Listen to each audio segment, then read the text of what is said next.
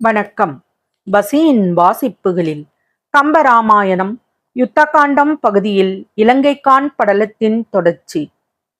மாலியவான் அவ்வாறு சொல்லி முடித்ததும் ராவணன் கேலி தோன்று சிரித்தான். அவன் பின்பு மாலியவானை எள்ளல் தோன்ற பார்த்து, நீ பலவாறு ராமனை பற்றி சொன்னாய். அவைகள் எல்லாம் இருக்கட்டும், என்னை ஒன்றும் செய்ய முடியாது.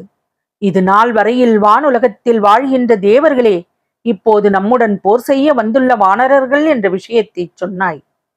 அத்துடன் மட்டுமில்லாமல் நீ அந்த ராவணனுக்கு தோற்பாய் என்றும் சொன்னாய். இப்படி சொல்லிய நீ நீதி நூல்களை கற்றறிந்த விதம் நன்றாக இருக்கின்றது. போ, பேதை மனிதர்களுடன் குரங்குகள் மட்டுமல்ல மற்ற மிருகங்களும் சேரட்டும். இந்த பூமியின் எல்லையிலும் நாகலோகத்திலும் சொர்க்க லோகத்திலும் தான் ஆகட்டும். அங்கெல்லாம் வாழுகின்றவர்கள் என்னுடன் பகைத்து போர் புரியினும் வேறு காரணங்களால் போர் ஏற்பட்டால் போர் செய்யாது விட்டாலும் விட்டு விடுவேன். ஆராய்ந்து சொல்ல போனால் சீதையின் பொருட்டு அப்போர் விளையுமாயின் நான் அப்போர் தொழிலில் பின்வாங்குவேனா? என் கையிலே இருப்பதற்கு தகுதி படைத்தனவும் உலகங்களையெல்லாம் வென்றனவும் ஒருவன் செய்த தீவினையை விட கொடிய பயன்களை தருவனவும் தன்னோடு போர் செய்யுமாறு வந்த தேவர்களின் முதுகிலே புகுந்து முன்பு சென்றனவுமான எனது மிக பலமான அம்புகள் இன்று வந்துள்ள குரங்குகளின் மீது பாய்ந்து செல்ல மாட்டாவோ? சூலம் ஏந்திய பெரிய கையையுடைய பெருமையில் சிறந்த சிவனும் தான் ஒரு குரங்காய் தோன்றினவாயின் முடியுமானால் எனது அம்புக்கு தோற்று பின்வாங்கி போவதன்றி என்ன செய்து விடுவான்? என் கையில் இருந்து வெளிப்பட்டு செல்லுகின்ற கூரிய முகத்தையுடைய அம்புகள் இவனால் விழுங்கப்படுவதற்கு முன்பு பார்க்கடலில் இருந்து தோன்றிய ஆழகால விஷமோ? முன்பு என்னிடம் தோற்று அஞ்சு ஓடி போனவனும் சக்கராயுதம் உடையவனுமான திருமால் மீண்டும் வலிமை பெற்று வந்து எதிர்த்த போதிலும் தீப்பொறிகள் பறக்கவும் சூரிய சந்திரர்கள் ஆகிய இரு சுடர்களும் தீந்து போகவும் எனது கையில் இருந்து வெளிப்பட்டு செல்லும் அம்புகள் அவனது மார்பை துளைத்து உயிர் பறிக்காமல் போகுமோ? எனது அந்த அம்புகள் என்ன அத்திருமால் தன் மார்பிலை அணிவதற்கு முன்பு பார்க்கடலை கடைந்த போது அங்கிருந்து வெளிப்பட்டு தோன்றிய கெளத்துவ மணியோ? ஐயனே, இப்படிப்பட்ட வலிமை படைத்த எனது அம்பின் தன்மையை நீ அறியவில்லை போலும். வெற்றி பொருந்திய வானவர்களுக்கெல்லாம் தலைவலான இந்திரன் குரங்கு வடிவத்தை கொண்டான் என்றால் அவன் முற்காலத்தில் உலகத்தை நாசப்படுத்தி வந்த மலைகளின் மேல் தனது வஜ்ரப்படையை ஏவி அவற்றின் சிறகுகளை வெட்டியதால் மேலே பறக்க முடியாமல் போன பொற்றை என்று வழங்கப்படுகின்ற பெரிய மலைகளோ எனது தோள்களாகிய பெருமலைகளும் என்று இப்படி ராவணன் தன் பெருமை தோன்ற கூறினான். அப்போது தமது மனமே தூதாகச் செல்ல தமது உயிரை ஒத்த காதலரின் இருப்பிடத்தை நோக்கி செல்கின்ற மகளிர் நெஞ்சு சோரவும் சக்கரவாள பறவைகள் தமது நெஞ்சத்துயர் நீங்கவும் தேவர்கள் தங்குகின்ற மேருமலையையும் சிகரத்தில் மூடிக்கொண்டிருந்த வெள்ள நீர் வடித்தது போல கரிய இருள் கழிந்து போயிற்று. இலங்கை மாநகரத்தின் உச்சி வழியே செல்ல அஞ்சி ஒரு பக்கமாக ஒதுங்கிச் செல்லும் சூரியன் போர் நிமித்தமாக ராமபிரான் வந்துவிட்டார், இனி நாம் வலிமை பெற்று விட்டோம் என்று எண்ணி அந்நகரை நன்கு பார்க்கும் ஆசையை தீர்த்து கொள்பவன் போல உதித்தான். இலங்கையில் சீதை இருக்கின்றாள் என்ற உணர்வால் நெஞ்சத்திலே மிகுந்த காதல் தூண்டுவதனால் அழகிய அந்நகரம் முழுவதையும் பார்க்க வேண்டும் என்று ராமபிரான் விரும்பினார். உடனே தாம் தங்கியிருந்த ஸ்வேலமலையின் உச்சிக்கு ஏறத் தொடங்கினார். ராமர் தமக்கு பொருந்திய பெருந்துணைவராக உள்ள விபீஷண சுக்கிரீவர் இருபுறமும் கை கொடுத்து வரவும் தம்பி பின்னே தொடரவும் ஸ்வேலமலையின் உச்சியை அடைந்தார்.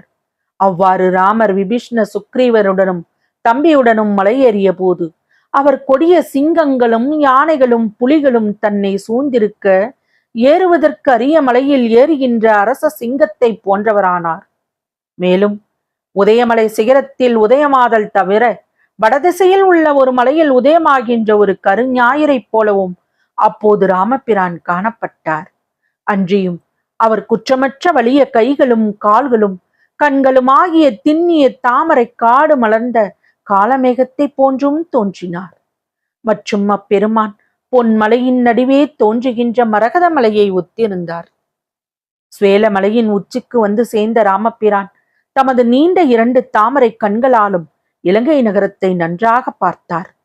அவ்வேளையில் தம் கண்களுக்கு தோன்றிய அக்காட்சியைக் கண்டு பெரிதும் மகிழ்ந்தார்.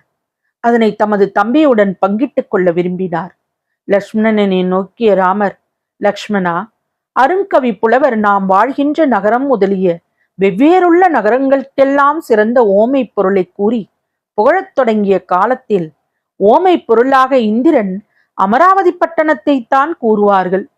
அதனினும் எத்தனையோ மடங்கு சிறந்தது இலங்கை பட்டினம். ஆயினும் இலங்கையை ஓமை பொருளாக எடுத்துக்காட்ட மாட்டார்கள்.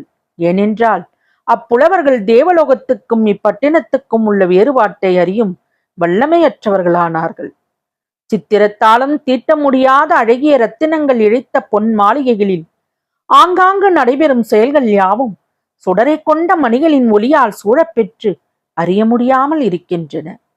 இலங்கை நகரத்தில் பொன் மாட மாளிகைகளில் பதிக்கப்பட்ட மணியில் வெளியே சொரிகின்ற ஒளிக்கதிர்கள் வானத்தை அலாவத் தொடரும் காட்சி முன்பு வாயுகுமாரன் இங்கு வைத்த தீ இன்னும் எரிகிறது என்று சொல்வது போல் தோன்றுகின்றது.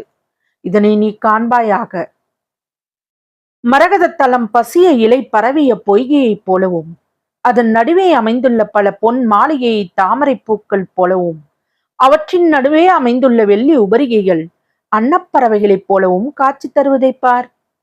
நவரத்தினங்கள் ஒளி வீசிக் கொண்டிருக்கும் இந்நகரத்தின் மேலே செல்லும் மேகம் யாவும் அம்மணிகளின் ஒளிப்படிய பெற்று முன்பு இலங்கை எரிக்கையில் பழுக்க காய்ச்சிய இரும்பு தகட்டைப் போல செந்நிறத்துடன் காணப்படுவதை பார். வில்வீரனே, பொற்றளத்தில் கட்டியிருக்கின்ற கரிய யானைகள் அத்தலத்தை கால்நகங்களினால் தோண்டி பொற்கொடியை துதிக்கையால் எடுத்து தமது மேனியில் பூசிக்கொண்டு பொன்மலை போல் செல்கின்றன. இந்த காட்சியை பார். மாளிகைகளின் உச்சியில் நாட்டப்பட்ட இரத்தின கம்பங்களில் கட்டியுள்ள பட்டுக்கொடி சீலைகள் காற்றால் அசைபவை.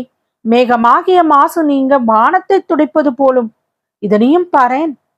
நூல் பிடித்தது போல ஒரே நேராகவும் பொன்னால் சித்திர தொழில் செய்யப்பட்டதும் வரிசையாக இருப்பதும் மணிகள் இழைத்து அழகுடன் விளங்குவதுமான அரக்கர்களின் மாளிகைகள் சுற்றிலும் இருக்கின்ற மணிகள் போலாக ராவணன் மாளிகை நடுநாயகமாக கடலரசனது ரத்னாவரத்தை போன்று தோன்றுவதைப் பார். இந்நகரின் தெருவிலே இரு வரிசையாக உள்ள மாளிகைகளில் பதித்துள்ள மணிகளின் ஒளிகள் அத்தெருவில் செல்லும் போது தம் மீது படிவதால் குதிரைகள் எல்லாம் தமது இயற்கையான நிறம் இது என்று தெரியப்படாமலும் ஒரே நிறமாக தோன்றாமலும் இன்ன சாதியை சேர்ந்தவை என்று தெரியாமலும் ஆயின. இதனையும் நீ பார் என்று இலங்கையின் அழகை சுட்டிக்காட்டி தெரிவித்தார். ராமபிரான் அப்படி சொல்லி முடித்ததும் இலங்கையின் அழகை கண்ட அதிசயத்தால் அவர் வியப்புற்று மேலும் பேச முடியாது நின்றார். அதே சமயம் ராவணன் வானர சேனையின் மிகுதியை காணும் பொருட்டு வான்முட்ட எழுந்துள்ள செம்பொன் கோபுரத்தின் மீது ஏறி நின்றான். தொடரும். வசியின் வாசிப்புகளை சப்ஸ்கிரைப் பண்ணுங்க, லைக் பண்ணுங்க, ஷேர் பண்ணுங்க, உங்க கருத்துக்களை கமெண்ட்ல பதிவு பண்ணுங்க. நன்றி.